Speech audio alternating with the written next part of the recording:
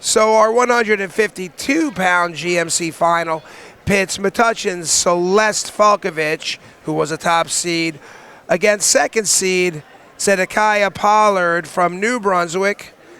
Both are seniors. Celeste is entered the tournament with an 11-3 season record, a career record of 43-16. Zedekiah, a senior, entered the tournament with a 15-3 senior record and a career record of 61-19. And real quickly, the 152-pound weight class is sponsored by Integrated Pain Management, specializing in alternative approaches to pain management that includes stem cells, PRP, vitamin supplementation, and much more. Run by former wrestler and current Paramus Catholic coach A.J. Caprio, Integrated Pain Management looks to get athletes back in their sport without the worry of potential surgery. Falkovich was a 2024 second-place finisher here in the tournament, and also runner-up in the regions. Her most influential person is her grandmother, Margaret. Her hobbies and interests are cheerleading. And for Zedekiah Pollard, her most influential person is Coach Mike. That's another Piscataway link, because Michael Petit, former Piscataway wrestler, went up to the University of Buffalo, had a successful career there, now has come back to Central Jersey and is the head coach at New Brunswick. Just a great kid. Anthony, you've known him for a long time. Great family. Being a Piscataway guy, I've known him for a long time. You know what? That brings up a good point.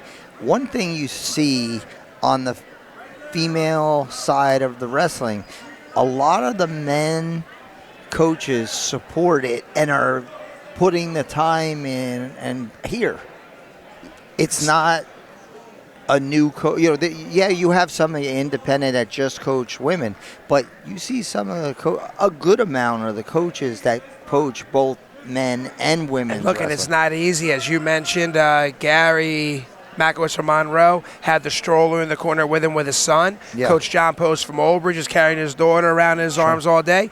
Coach Johnson from South Plainfield had his son here all day. So it's good to see these head coaches balancing as best they can the duties of the entire program along with their family, and that means bringing your kid places.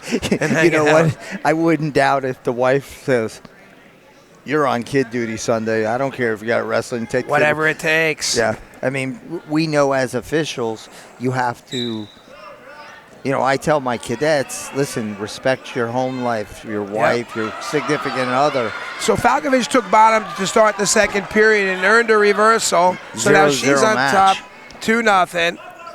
On top and looking to return Pollard to the mat and flatten her out. Rocco, 175 on the call. Whistles them out of bounds. Tim Flynn is assisting.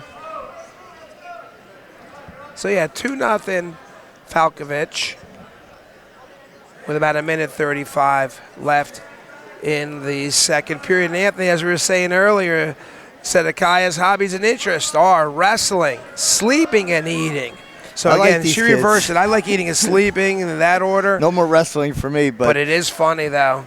Sleeping and eating. And Zedekiah's college plans are to study special education, early childhood education, and continue wrestling in college. Kid sounds like she knows what she wants. Yep, Falkovich ran a bar there, got a little high, and then adjusted herself. Still, she did get her 4 count. She got her 4 counts, up 6-0. Minute to go in the second period. Pollard's fighting tough here, though, because Celeste is running her offense from the top position. Out of bounds.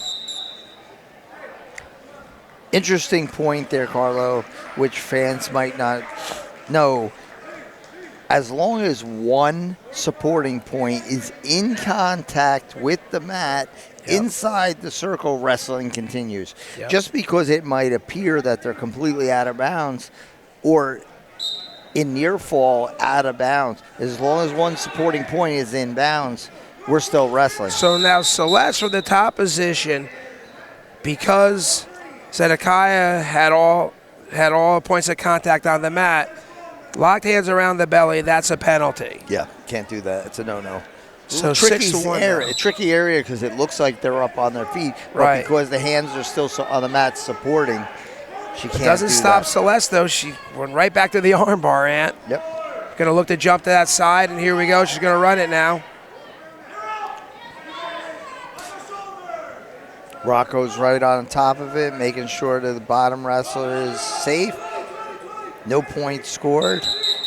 He felt Trapped that arm. Trapped arm, which is a great call because that's a really tough.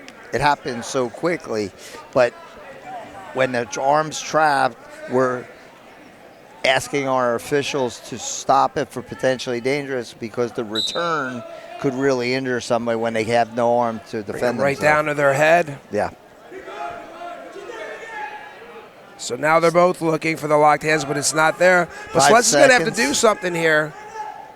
Well, the short time is going to save her, I think, Yep. because she would have probably been close to a stall at that point. Yeah, no doubt. Okay, so Zedekiah chooses bottom now. It looks like she may have lost the contact. See, they're looking out there, Ant. They found it. Now, what just happened there is funny because that's not the norm. What I find, majority of the time, the kid that loses the contact is the one that finds it. Isn't that ironic? The coach came right out from the corner, The saw coach where saw it it. was. But most of the time, the kid that loses the contact, that needs the contact to sees it on the mat that we can't even see. You're absolutely right. So this time Celeste waited until Zedekiah's hands came off the mat to lock to bring her back down and let go within After reaction time. Right.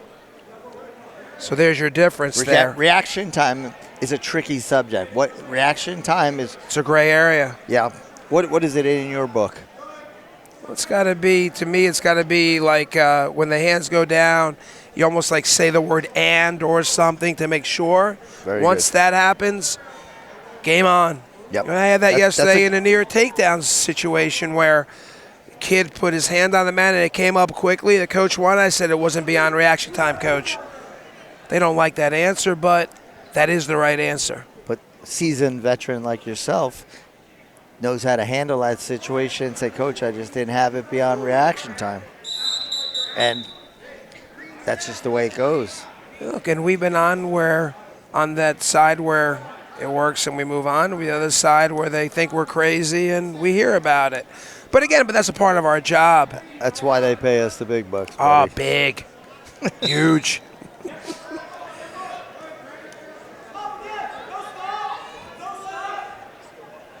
So Celeste continuing to work tough on top. Has yet another bar and goes right out to run. She wastes no time with that bar. She's in criteria now. I saw at least one swipe. One swipe, then it looked like he stopped. Looked like she came back up above 45. 45 degrees is where near fall starts. So once you're inside 45 degrees, the referee's going to start counting. 45, and a lot of times people think it's 90, but it's not. 90, and they start screaming at us.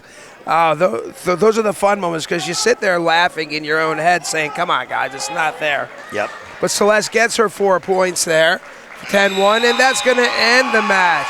So your 152-pound champion for the GMC Finals is Celeste Falkovich from Metuchen. Congratulations, Celeste. Decision 10-1. Celeste Falkovich, Metuchen.